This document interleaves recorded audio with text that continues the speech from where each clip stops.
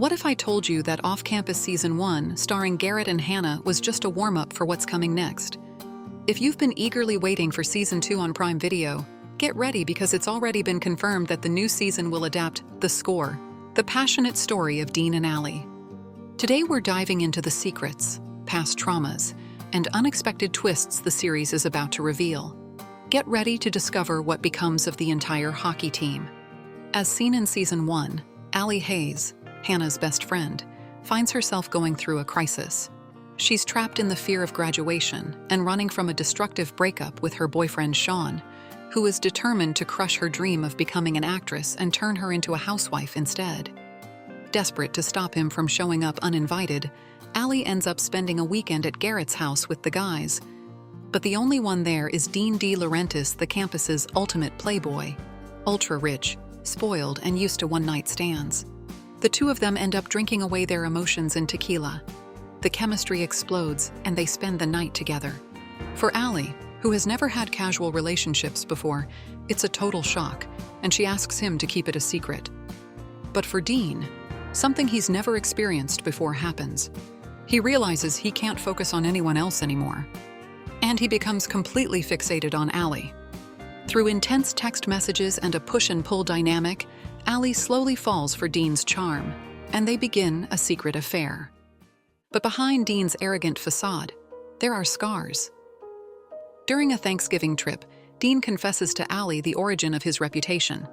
In high school, a former girlfriend with serious mental health issues manipulated him, pressured him into intimacy, and later threatened to take her own life when he tried to end things. The girl's father even assaulted him and labeled him a predator. Because of that, Dean learned to be blunt and emotionally detached, with women his defense mechanism to make sure no one ever became obsessed with him again. And if that wasn't enough, the past comes back. The girl's father reappears as the new hockey coordinator. Seeking revenge, he forces Dean into volunteering as a youth coach. But what starts as punishment ends up awakening Dean's real passion for teaching. Even though we see him as a laid-back athlete, Dean carries the heavy pressure of studying law to follow in his parents' footsteps.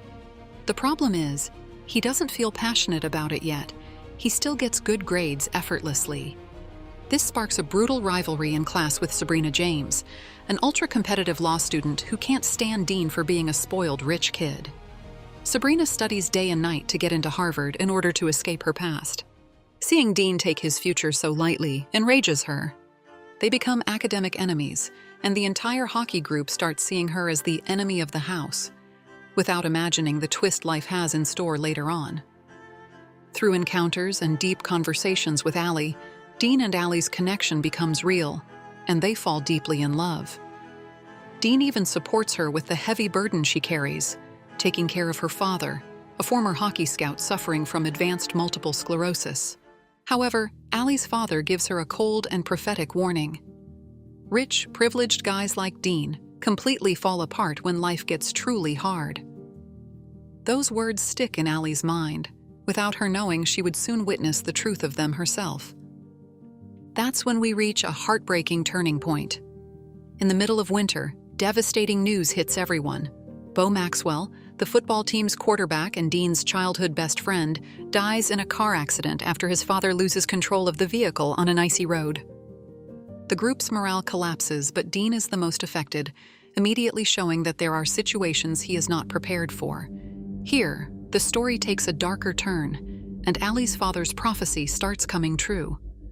Life becomes too difficult, and Dean doesn't know how to process it. Instead of grieving or seeking help, he shuts down completely and spirals into alcohol and drug use to numb the pain. This leads him to skip Bo's funeral, abandon the kids he was coaching, and lose himself so badly that he completely forgets to attend Allie's theater premiere. At this point, Allie realizes that her father's warning wasn't said out of malice. Having already watched her own mother die of cancer and dealing daily with her father's degenerative illness, she now finds herself facing Dean's self-destruction as well. Still, she tries. She cleans up his messes and comforts others on his behalf. But even the strongest person has a limit, and Allie's love for Dean becomes stronger than his love for himself. So she makes the most painful, mature decision. She agrees with her father, tells Dean she can't rely on him in hard moments, and with a broken heart, walks away from the great love of her life, who has become a ticking time bomb. And then comes the point of no return. A surprise drug test is announced for the hockey team. Dean doesn't even deny it. He confesses his use to the coach and is immediately kicked off the university team, turning his bright future into a dark, bottomless pit. But losing Allie is the real wake-up call Dean needed. For the first time in his life, money, status, and privilege can't save him from the mess he created. And that's when the spoiled boy disappears, and a man begins to emerge. He starts healing, making amends with his ex from high school, with his team, and with the kids he used to coach. And in the most mature gesture of all, he decides to let go of law school. He rejects Harvard and chooses a path as a teacher and coach, proving he's ready to face real life. When it's time to fix things with Allie, Dean knows she sacrificed her acting career in Los Angeles to stay with her sick father. So he secretly travels to Brooklyn and convinces his future father-in-law to move to the West Coast to receive better medical care. When he returns to Allie, he doesn't come empty-handed. He gives her 2 plane tickets for her and her father, willing to let her go if it means seeing her fulfill her dreams. In the end, life gives them one last surprise. Allie lands the role she always dreamed of in an HBO series being filmed in New York, the same city where Dean is already building his life as a coach. They don't have to choose between love and their dreams because this time, they finally point in the same direction. And Dean celebrates it in the only way that matters, by taking her hand and bringing her to those salsa classes she was always too shy to attend alone. But that's not the only thing changing the dynamics in the house. Logan is also beginning to understand what he truly feels. Is he really in love with Hannah? Or is this something else entirely? The Mistake, the second book in the saga, follows John Logan, Garrett's best friend. Logan is going through a terrible time. He thinks he's in love with Hannah, and to numb his frustration, he throws himself into non-stop partying. But one night, while looking for a friend's room, he accidentally ends up in Grace Ivers' dorm, a sweet, intelligent first-year student named Grace Ivers, who also happens to be a virgin. The chemistry between them is instant, but Logan ruins things almost immediately with a cold attitude that hurts Grace's pride.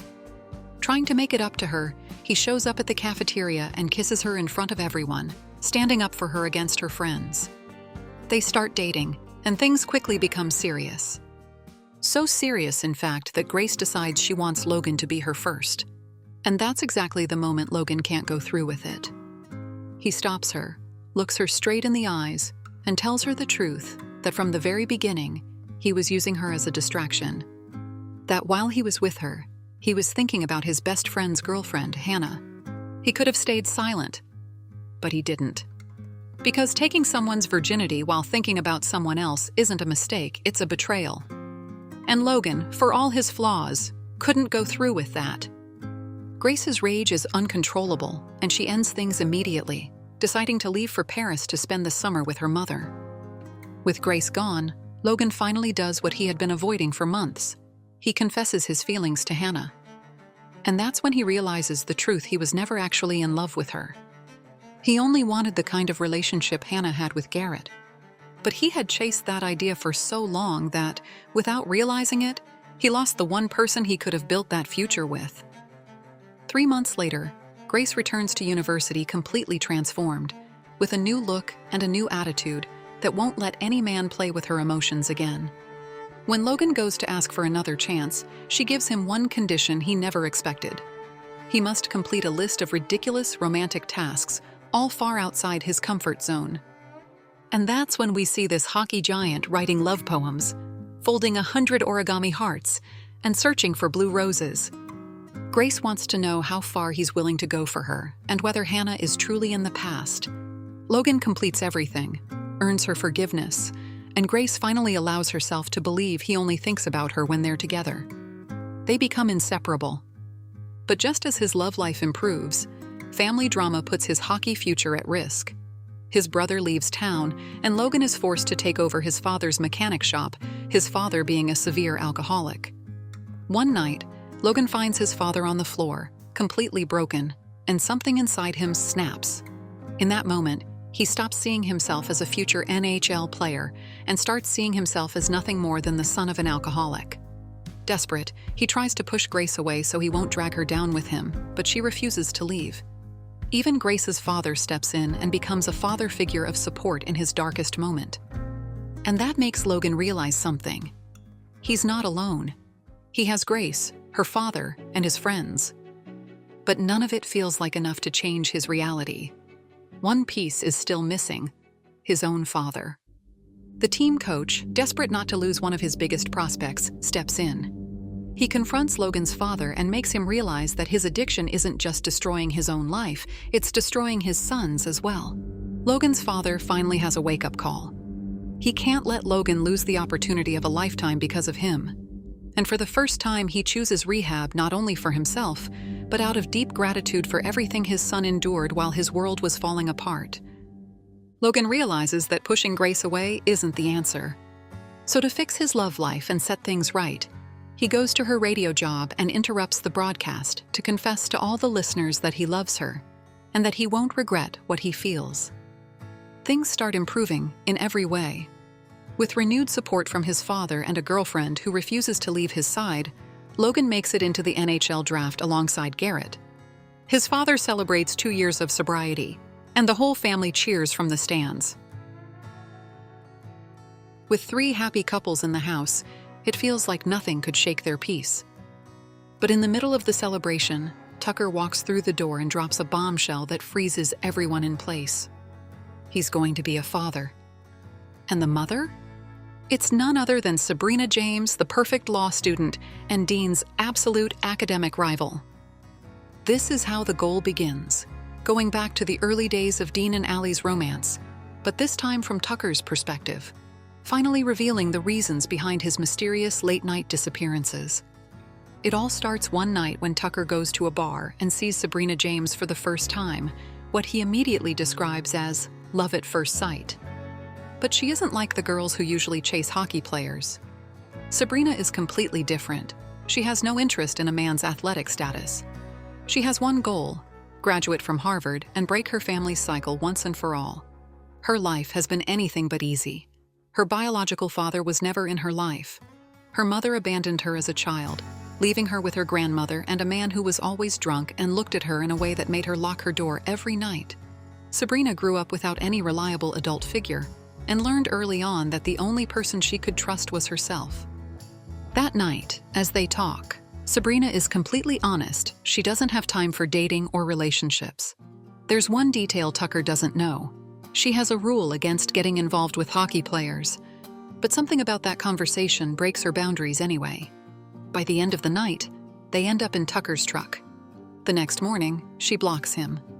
What started as a secret escape completely explodes a couple of months later. Sabrina begins to feel sick, tired, nauseous, constantly unwell, and at first assumes it's just work stress. But Tucker gets worried and buys pregnancy tests just to rule things out.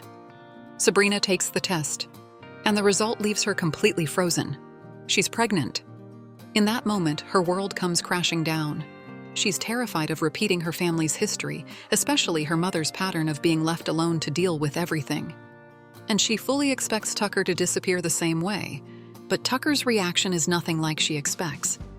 He doesn't hesitate. He doesn't panic. He doesn't make excuses.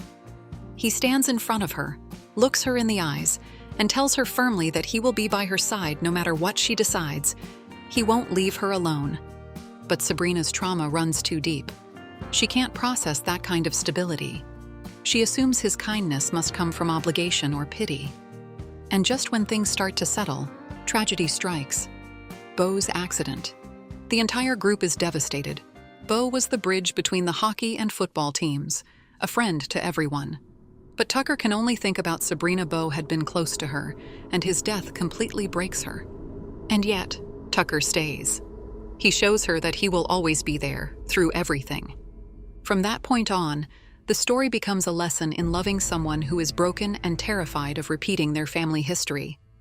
Tucker doesn't smother her, but he becomes a quiet, constant presence. Even when she pushes him away, he never stops making sure she's taken care of, bringing her healthy food to the bar because she barely eats, accompanying her to every doctor's appointment to hear the baby's heartbeat, and enduring the tense moment when he finally tells the team that the mother of his child is Sabrina James. Half the hockey team couldn't be more excited about the news, and even Garrett and Logan argue over who will be the baby's godfather. But graduation approaches, and Sabrina's fears grow stronger. As her pregnancy progresses, academic pressure becomes overwhelming. She spends sleepless nights torn between nausea, final exams at Briar University, and her decision about Harvard. Even though Tucker is always there, reminding her they're a team, she feels her carefully planned future slipping away. And then comes the cold shock. Acceptance letters arrive, and Sabrina gets the news she's been waiting for.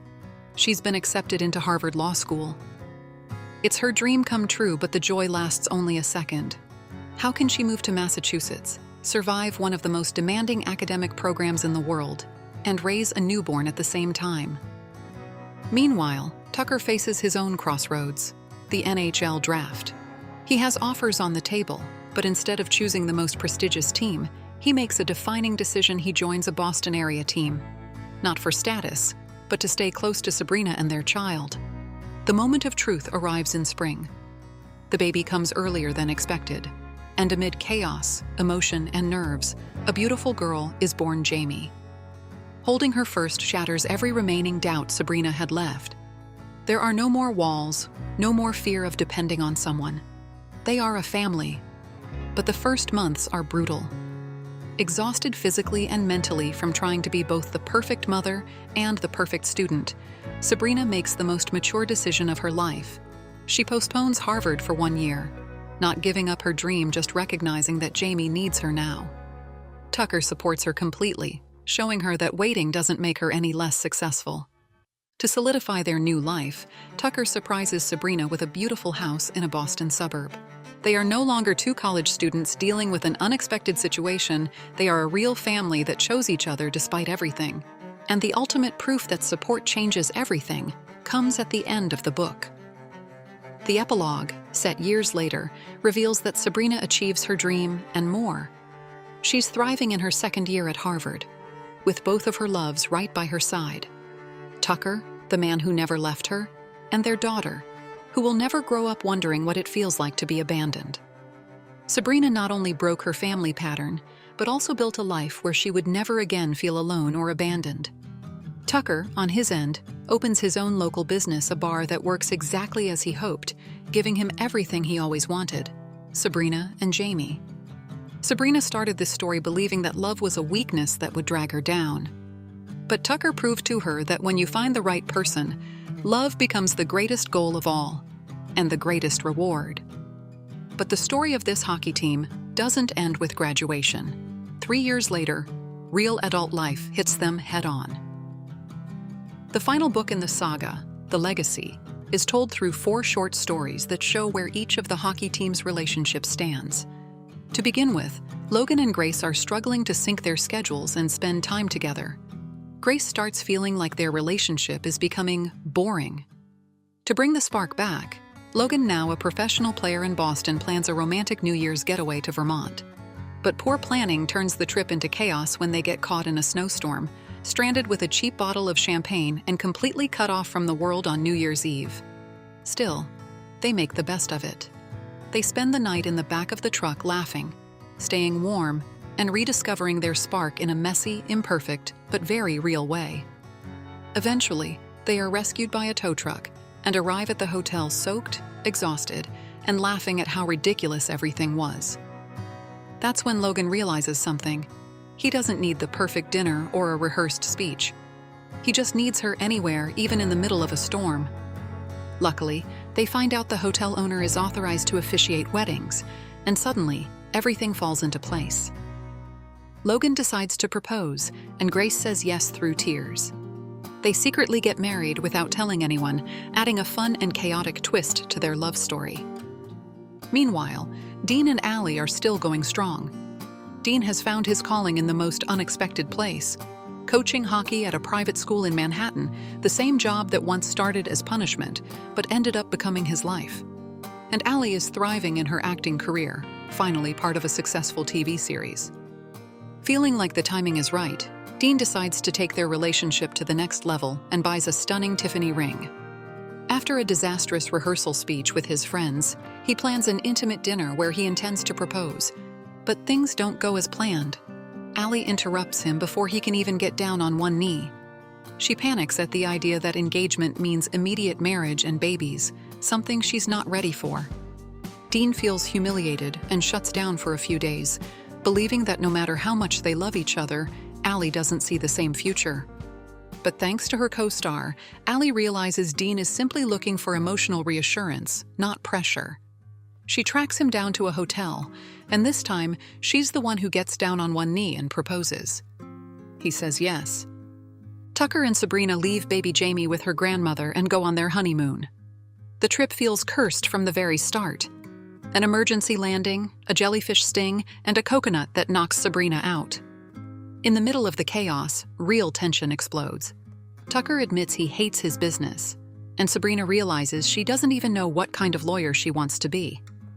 The argument escalates until Tucker storms off and ends up mistakenly arrested in a country where he doesn't even speak the language. Sabrina switches into full Harvard lawyer mode and gets him out of jail. The scare forces them to reset everything. They promise to communicate better after everything they've been through. Fighting over solvable issues is no longer an option, and life rewards them for that. They meet the right people at the right time, who offer them their dream jobs, a wrongful convictions position for her, and a fitness franchise for him. Everything aligns so both can work in New York without sacrificing family or happiness. And then we return to the beginning. Garrett and Hannah. They've built their dream life, Hannah working as a music producer, Garrett thriving in his hockey career. But internally, things aren't perfect. Hannah has been dealing with nausea, fatigue, and cravings. There's only one explanation. She's pregnant. She decides not to tell Garrett yet, afraid of his emotional distance during the hockey season. What she doesn't know is that Garrett is hiding a fear of his own, becoming a father and becoming his own father. Phil Graham, a hockey legend who physically and emotionally abused him throughout childhood. At the same time, Phil reappears with a proposal, a joint ESPN interview about their family legacy. Garrett knows it's a trap but can't bring himself to refuse. On camera, Phil fabricates a warm childhood that never existed, while Garrett remains frozen, unable to publicly expose him. Things escalate when Hannah experiences severe pain and fears something is wrong with the baby. Panicked, she finally calls Garrett to take her to the hospital. There, everything shifts. The truth comes out not about betrayal, but about fear. Garrett's reaction wasn't about believing Hannah manipulated him. It was about terror, fear of becoming a father and repeating the cycle of abuse. And in that moment, he makes the most painful mistake. He compares Hannah to his father, a devastating blow that breaks her. At the hospital, all doubt disappears when they see their baby's ultrasound. Everything is fine. Garrett finally realizes he has the chance to break the cycle and become the father he always wished he had. He then exposes the truth about Phil Graham, finally closing the door on his toxic past. In the end, Garrett and Hannah decide to get married, and the saga closes with one last surprise. It's not one baby on the way, it's twins, giving them a double chance to become the parents and people they were meant to be. And that's how Off-Campus shows that success isn't trophies or titles, but the family you choose along the way. That is the true legacy of Off-Campus. Tell me in the comments which other series or movie you'd like to see continued next. And if you enjoy this kind of content, the best way to support it is by liking and subscribing for more. See you in the next video.